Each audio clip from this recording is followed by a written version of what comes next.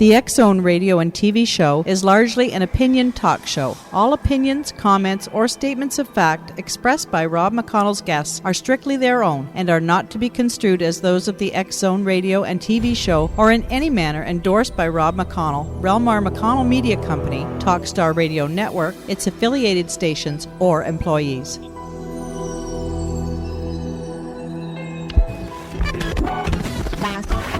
All Hit Radio.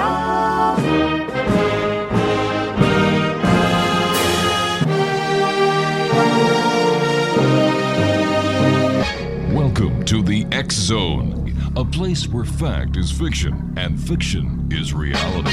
Now, here's your host, Rob McConnell. Now, I think I know why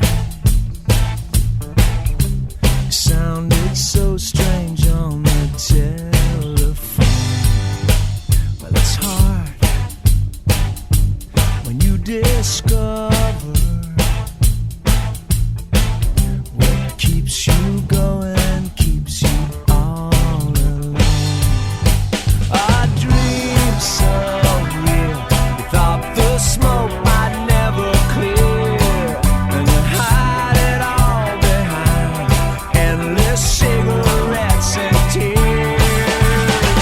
Somebody waits for the time I know it never. And welcome back, everyone. This is the X Zone. And of course, we're coming to you from our studios in Hamilton, Ontario, Canada. 1-800-610-7035, worldwide toll-free. Email xzone@xzoneradiotv.com. On MSN Messenger, xzoneradiotv@hotmail.com. And our website, www.xzoneradiotv.com. X Zone, this hour we're going to be talking to Bobbie Atristain. We're going to be talking to Bobbie about the Center for Paranormal Research and Investigation. And Bobbie, welcome back to the X Zone. It's been some time since you've been with us. Yes, it has. Thanks a lot for having me back. Bobbie, can you explain to our listeners a little bit about your background and what got you into the research and investigation of the paranormal? Well, as a child, I grew up here in the U.S., and there were just lots of unexplained things that happened. My mother would be visited by relatives that she would at night, and she would find out the next day they had passed away, and she didn't know that at the time that she saw them. So hearing those stories growing up and from an adult had a profound effect on me, and I wanted to approach, as I got older, I wasn't really interested in psychics or Ouija boards and that kind of stuff. I really wanted to apply science to it to see if it could pass the rigor, which is how I came across, actually, the Toronto Ghost and Hauntings Research Society, founded by Matt Didier up in Toronto. And he had basically posted on our webpage that if you can do web design and you've got some scientific thinking, we'd love for you to open a branch in your area. And Virginia, of course, one of the oldest states in the U.S., a lot of rich history going back to pre-Revolutionary War time. I thought this was the perfect place to conduct this sort of research. So back in 2000, we got a web page, and the rest is really sort of history. So we've been going on for 11 years now. So let me ask you, Bobbie, how haunted is Virginia? Well, it depends on who you ask. We have a lot of historical places throughout the state, and all of them have some sort of ghost story attached to it. And for me, over the years, it's not so much the thrill of the chase for looking for something paranormal as it is we get into the backstory of a lot of these places and get to see a lot of the historical places, sections that the general public doesn't get to see, which for me is fascinating because I love history. So that's just as rewarding for me as when we do get to go out to someone that's got a private residence and they think they have, something paranormal going on and being able to educate them and point out, I say upwards of 97% or more of the time it's something that's logical, that can be explained. But it's that 3% that, I can't explain. I'm not saying that I'll never be able to explain it, but currently I can't. That keeps me going.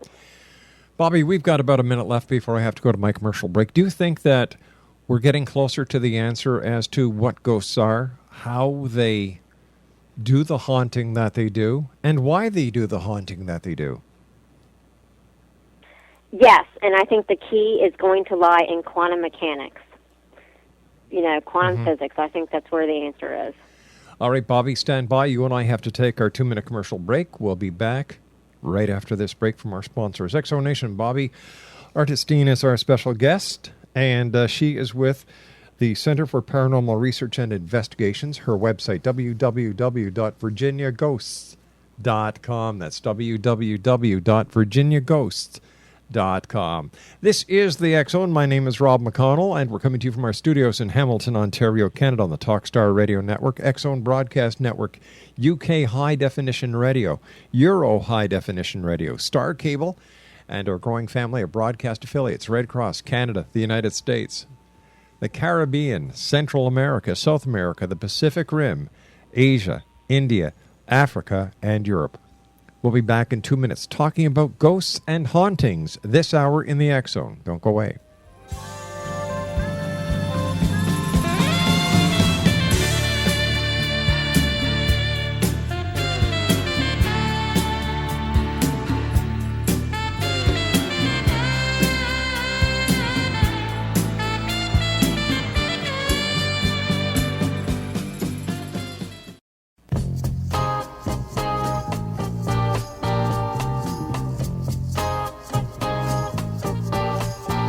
In the cool of the evening when everything is getting kind of groovy, I call you up and ask you if you'd like to go with me and see a movie. First you say no, you got some plans for the night, and then you stop and say, alright, love is kinda crazy with a spooky little girl like you. And welcome back, everyone. Talking about ghosts this hour. The Center for Paranormal Research and Investigation. Bobbie Atristain is our special guest. Bobbie, when was the first time you yourself had an encounter with a ghost? Well, I guess I was a kid, and I'm thinking probably it was in the mid-'80s, so probably 10, 11, 12, something like that. And we were at my grandmother's house, and we were downstairs watching television a normal Saturday night. Right. And we all heard someone come in the upstairs, which we assumed was, we were with my great-grandmother, we assumed it was my grandmother coming home, because you could hear the carport door open, close, footsteps across the kitchen floor upstairs, and it approached the door that went downstairs, the doorknob turned, and then it stopped. And so we thought this was weird because if it had been, my grandmother, and if she would have forgotten something, for instance, she would have told us so we wouldn't be freaked out as if someone were trying to break in. And we went upstairs a few minutes later, and no one was there. The door was locked. We asked my grandmother the next day, did you come in and forget something? And she said no. And what was interesting is that my two uncles were still living at home. They were still teenagers. And during about a month period of time, everyone in that house experienced the same thing, to the point that one of my uncles actually thought someone was trying to break in and got a gun and ran upstairs and thought he was going to confront someone coming in. We're not sure why that happened, and it doesn't happen now, as far as I know. But for a month or so period of time, it happened where everyone heard it. And we didn't think ghost when we heard that. We just thought, well, someone's coming in. And then we just thought it was weird when no one, went downstairs when no one was actually there.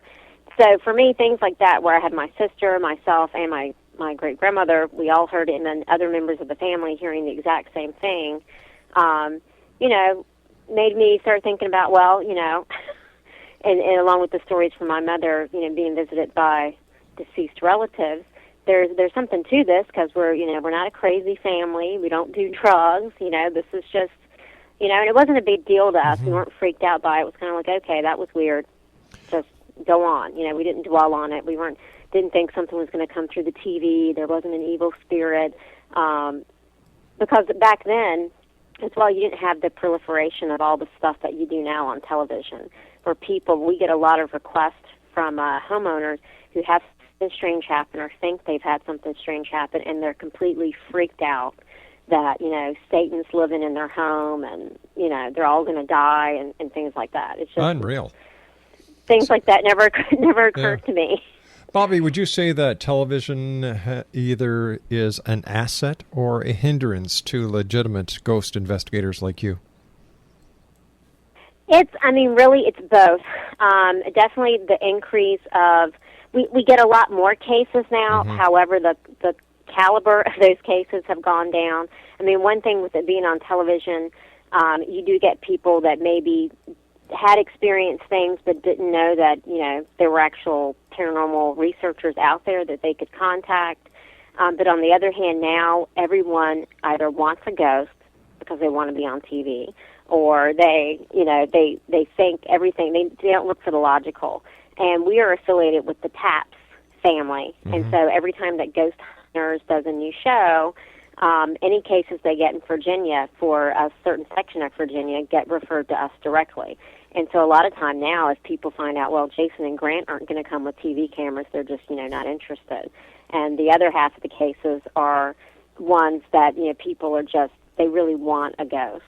The one positive thing for this is it's gotten us into some historical places that maybe we wouldn't have gotten into before, because after watching what they do on Ghost Hunters, they can see it's not a bunch of kooky people with Ouija boards and psychics, things like that. So they have allowed us to conduct investigations, which has been very fruitful. But those kooky people are still out there doing what you should be doing. Yeah, they are. And the other problem with the TV shows is, whereas for a long time we were the only paranormal research group in Virginia, now I can't even tell you how many there are. And a lot of those are what I call ghost enthusiasts. Yeah. They want to see a ghost. They're not really interested in the serious research, and they apply zero scientific method to their research. You look at their pages and there's dust, and it's, they say it's the spirit of, they know all about this piece of dust and its former life, and it scary. Cracks me up. It's scary. And infuriates me too. Yeah. Bobbie, let's say your organization is called by a homeowner. How do you proceed? Well, we have a 3-step process. So the first thing that happens, I look to see, we've got the state divided up into different regions, and I have lead investigators that live in each of those regions. So it gets referred, all cases come to me. I refer them to the lead investigator for that region. They will usually do a phone call and talk to them, and that's, kind of trying to gauge, what's happening, make sure they're not totally insane. Yeah. We ran into a few of those. So make sure that it sounds legitimate. So you've got a screening process.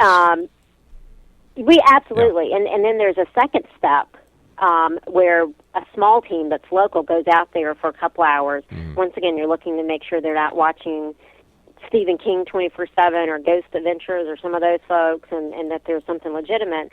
And if it seems to be legitimate, we also give out a couple of basic psychological tests, which are designed to see, are you more likely to look for a paranormal explanation versus a logical explanation, that kind of stuff, for all the principal witnesses. 95% of our investigations do not make it past that stage, because the last step is the all night or all day, whenever the activity is occurring, setting up surveillance and basically doing a surveillance of the area, which is what people are accustomed to seeing on television. But 95% of the cases never make it to that because they don't pass muster on the first 2 steps. What would be the criteria for you to commence a full-blown investigation? Well, one of the things, first of all, the people need to be credible. If the people, if it seems to be as predictable, the activity is somewhat predictable, if it's something that they say it happens twice a year, and it's already happened 3 times, we look for some sort of predictability. One thing that we get people to do from the very first contact is to start keeping a log and to note when things happen and to note things like weather, what were you doing, trying to look to see if there's a pattern that maybe they are not aware of, if they're not noting it down. And based on those things, we really, if it's something that seems like it happens on a regular enough occasion that we would be able to, especially now with the economy and gas prices being so expensive. I mean, none of us get paid for this. It's all volunteer. It's all of our money for travel and that. It's really got to be something that we think will end up being fruitful. Are children more susceptible to paranormal activity than adults are? Well, it's kind of hard to say. I mean, there's definitely that theory that up to the age of 7, kids have the ability to see things that we can't because of the, brain development timeline, that kind of thing. And so I'm not really sure. I mean, we had, for instance, because they say the same thing about animals, and we do have a child psychologist, a lady who's a lifelong school administrator who's got a degree in child psychology that we bring in if there are certain cases where children are involved. And we also had a lady who was experienced with animal psychology. And for a lot, because they always say, oh, my dog or cat does this and that. And in the cases that we brought the animal specialist in, when the dog was acting freaky, it was because they knew the kennel was downstairs and they didn't want to get in the kennel. It had nothing to do with Casper in the basement. It was the, not loving the kennel. Right. So we haven't found in our research that either that panned out to be true in the cases we've investigated. How often do you go to a residence, you're there setting up your investigation, and bang, something of the paranormal nature starts without you folks being ready? That probably happens quite a few times, especially recently. We were investigating a house, a private residence, a very old house in the western part of the state, and as we were setting up our gear, the door starts vibrating violently, and everyone sees it, and there's no logical reason. They're not near a railroad track. There wasn't an earthquake. They couldn't duplicate it after it stopped, and of course, not a single camera had been hooked up yet. And the rest of the night, nothing happened. Oh gosh! They stayed there and surveilled the area for the next 6 hours. And we had something similar. We were at an old theater, which was just massive, movie theater, and we just didn't have enough cameras to cover every place. We did cover every place that the owner told us was a hot spot. And as an afterthought, one of the employees said, you need to look at the ladies' bathroom, that I always get creeped out in the ladies' bathroom. So we put a camera, but we didn't have a port to plug that into the DVR, but we could view it. And sure enough, the only action that happened that night was the door in the ladies' bathroom that we could see, we could view, but we weren't recording, opening and closing on its own. So it seems that if there are spirits, they're very elusive. Are certain countries more are certain areas of the United States more haunted than other parts? Or does this depend on the history? It depends on the population? Are there any common threads?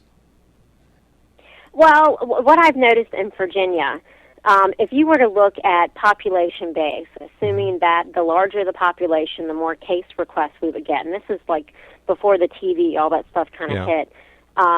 In Virginia, I would have assumed that I would have gotten the most cases from the D.C. area, outside of Washington, D.C., and then from the Virginia Beach area, because that's our two largest population centers in the state.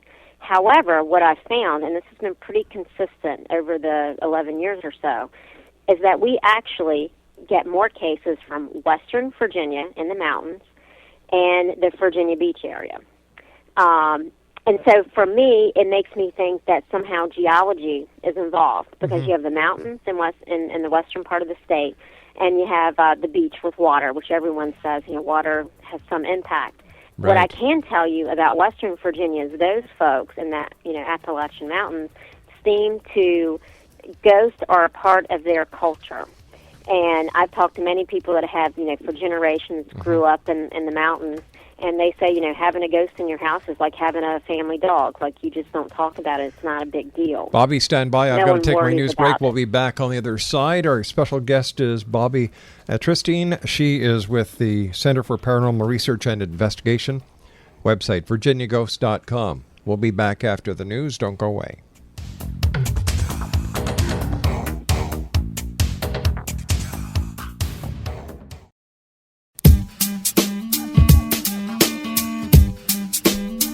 You're listening to the X Zone Radio Show, live and around the world on the Talkstar Radio Network. X-Zone Broadcast Network, UK High Definition Radio, Euro High Definition Radio, and Star Cable. Our toll-free telephone number worldwide is 1-800-610-7035. Our email address, xzone@xzoneradiotv.com. On MSN Messenger, xzoneradiotv@hotmail.com. And our website, www.xzoneradiotv.com.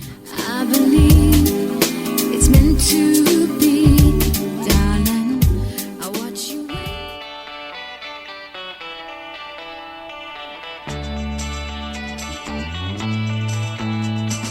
Hey, Mr. Tambourine Man, play a song for me. I'm not sleepy and there ain't no place I'm going to. Hey, Mr. Tambourine Man, play a song for me. In the jingle jangle morning, I'll come following. Bobbie Atristain is our special guest of this hour, X-Zone Nation. She's with the Center for Paranormal Research and Investigation. The website is virginiaghost.com. Bobbie, are there some people that are more susceptible to seeing ghosts than others? Yeah, I believe so. And one of the tests that when people come to us and say they're experiencing paranormal phenomena, we administer. It's a test that was put together by a group of psychologists back in the 90s, I think, called the Magical Ideation Scale. And it seems that people that score highly on that are more likely to look for a paranormal explanation than a logical one. In my research, and this is just something that I noticed, doing case after case, and then when I would meet with fellow researchers from other parts of the U.S., and I find the same thing. And so I actually wrote a book about it a few years ago called Haunted People, Haunted Minds, and it seems to me that a lot of people that experience paranormal phenomena throughout their lives not only experience, Ghost and Casper, but also have had alien experiences, Bigfoot encounters, and oftentimes some sort of divine, angels or something like that throughout their lives. And it seems that a great deal of those people experience some sort of trauma during childhood, be it, the loss of a parent, something profound like that, or sexual abuse. But something major happened to them during childhood, and it was right after that traumatic experience that they had their first paranormal experience, and it's carried with them throughout, adulthood. So I don't know why. I don't know if there's something has something to do with brain development. I'm not sure, or if because of this traumatic experience, people will want to look towards fantasy than reality to explain things. I'm not sure. What is the most scary case that you yourself have worked on? Well, I'll tell you, we actually just finished up, we are the official paranormal research organization for Mickey Tavern, which is in Charlottesville, Virginia. It's just down the street from Monticello, Thomas Jefferson's home. Mickey Tavern dates back to the 1700s. A lot of history there. Best fried chicken in the U.S., in the South, I'll give you that, best food ever. And they wanted us to come out because they had some, people, staff talk about having paranormal experiences, everything from, stuff in their gift shop flying off the wall to hearing footsteps and things like that. And they just thought, well, it'd be kind of cool if you guys check this out. So we've actually been out there a few times, and the last time we were out there, I had two grown men, 6 foot plus, come running back into the to the tavern where we had kind of our mission control, because everyone had heard, and this is 5 or 6 people, had heard footsteps walk down the stairs, which were right beside of them, heard, the weight shift on one of the stairs, but yet there was no one there. And throughout the night, we actually tried the old flashlight trick where you ask a question and see if they'll turn on the flashlight to respond. And we have this on video. It's going to be posted onto our YouTube channel very shortly, where we are asking questions, and the flashlight is responding on demand, like clockwork, to questions it wants to answer yes to, which was very interesting. We tried to duplicate that by stomping around, like is someone stomping, or is there something that's causing this? But when you see the video, and I've got to get that posted quickly, you can see that it doesn't answer yes to all the questions, just certain ones. All right, let me ask you: if a ghost is translucent, is not made of mass, how can a flashlight go on and off? I have no idea. I mean, I have no idea. It's just very interesting to see that. And was it a ghost, or was it perhaps someone that was in the room, you know, some kind of psycho-telekinesis? I don't know. I do not have the answer to that. But I found it very interesting, the answers that the answers it gave to the questions we were asking. And then everyone, I actually wasn't in the way the tavern's set up. You have the original tavern, which used to serve as a guest house and bar and that kind of thing back in the 1700s.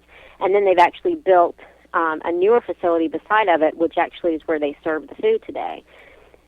With the flashlight going on and off, which we could view, we had a monitor where we could view this. One of the owners of the tavern was with me. I didn't want to leave her in there by herself because she was getting, I think, a little apprehensive. So I wanted to stay with her and not leave her alone. And then everyone else was in the original house watching this, and they were the ones that heard the footsteps. The footsteps for me, you know, the flashlight, it's interesting. It's definitely interesting. I can't explain it right now. We tried to find out if there was some sort of vibration, is there any kind of pattern to this, and we can't.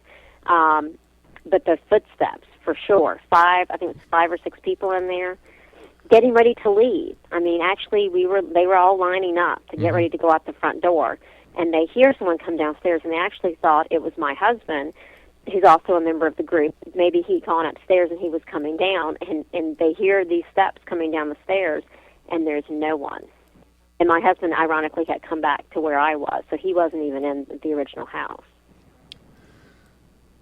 Why are people so enthralled with ghosts still? You know, it's like, geez, it reminds me of the old CB clubs of the '60s. People hunting down ghosts. What's the aim? What's the object of these investigations? Because they're not recognized by any scientific institution. So why do you guys do this? Right. Well, I can tell you the reason that my group does this is hopefully to somehow get some sort of data collected in a manner that we could present to a scientific. The University of Virginia, for instance, still does quasi-parapsychology stuff in their abnormal psychology unit, to have an actual serious university take a look at this. Everyone else, a lot of the people that you see, I'm afraid it's just thrill. It's thrill-seeking. It's an adrenaline rush. What kind of formal training does your group have as far as credentials are concerned to classify yourselves as paranormal researchers? Well, first of all, we don't claim to be experts or professionals, okay? We have people from all walks of life, people, psychology, teachers. I'm a big-time computer geek. We have police officers.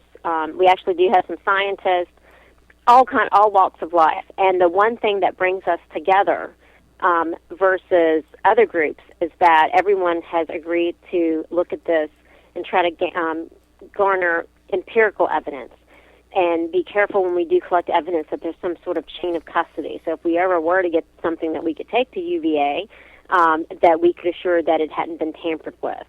Not going into the psychics and mediums and that kind of stuff. We're just not into that. We want to look for some sort of tangible evidence. Ideally we would find something we could take to a lab and reproduce, but I don't think that's going to happen, at least where it turns out to be something supernatural. And that's the other thing. Most of us don't care if in ghost in the sense of Casper, the spirits of the deceased, if that exists or not. Doesn't matter. What's fascinating to me is this phenomena that right now we don't understand exactly how it happens. I think it's fascinating. And it doesn't matter that there's a formula or it's something to do with quantum mechanics. To me, it's still just fascinating, just the way that it works. That's what's fascinating to me. the belief, and I don't need to have a belief in some other spirit world or whatever. That doesn't play in for me personally. Everyone in the group has their own, opinions on that, but you check them at the door. Why do so many ghosts hang around bars, pubs, and places where people get sloshed?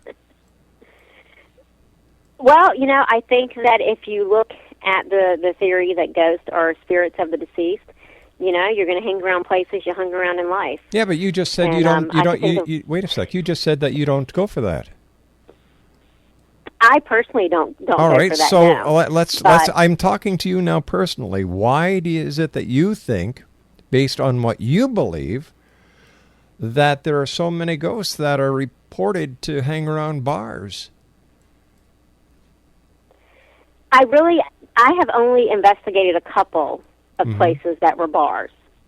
So from my experience, I haven't noticed that they hang out in bars, at least in Virginia, any more than other places. So where would you say most of the... where would you say that most of the places that are where the ghosts hang out are? It's their former residences. It's not the cemetery. It's a lot of it's former. It's where they lived, and not necessarily the house, but the place, the land. There seems to be a connection to the actual place that they spent their lives. Is that why? And that's why I think there's a lot of. Go under. I was going to say that's why I think a lot of mental hospitals are. There is a higher percentage, I think, of probably mental hospitals that are haunted, because you had a lot of people, especially back in the day, that's where they lived. What about the ghosts that apparently are seen on the where the Battle of Gettysburg was fought? Well, for that, you have to kind of think the energy there. I mean, I don't know if those apparitions or the things that are seen, if those actually have any intelligence or if that's some sort of like trapped energy, because especially Gettysburg, one of the more horrific battles of the Civil War here in the U.S., a lot of energy. And at that point in the war, you had a lot of, they weren't men. I mean, when you say men that were fighting, a lot of them were teenagers, were kids. They were going out there, at least I can tell you from the Confederate side, they were starving, miserable, and to be out there and just to be taken out in the prime of your life, and this is for a lot of them a big part of what they had known. There's just a lot of energy.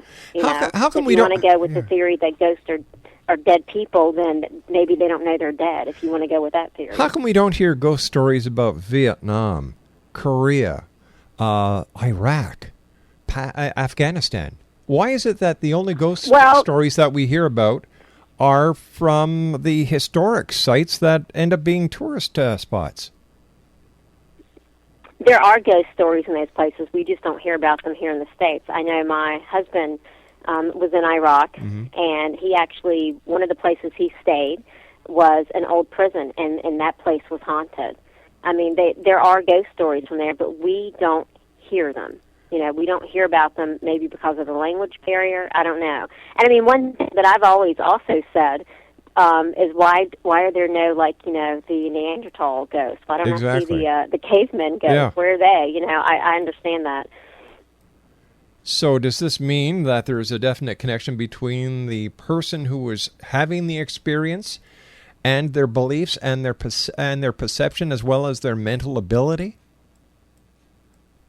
I definitely think that the person that is viewing or experiencing this, I think their perception and everything they bring with it definitely plays into it, because you could have one apparition, for instance, and one person may see a demon and another person may see an angel. Depends on, and then they would see the same thing. It is perception, and each person with their history and their beliefs brings that with them, and that's why we do extensive interviews with everyone, trying to figure out where they're coming from. Because basically, when we do an investigation, at least initially, we're working with anecdotal evidence.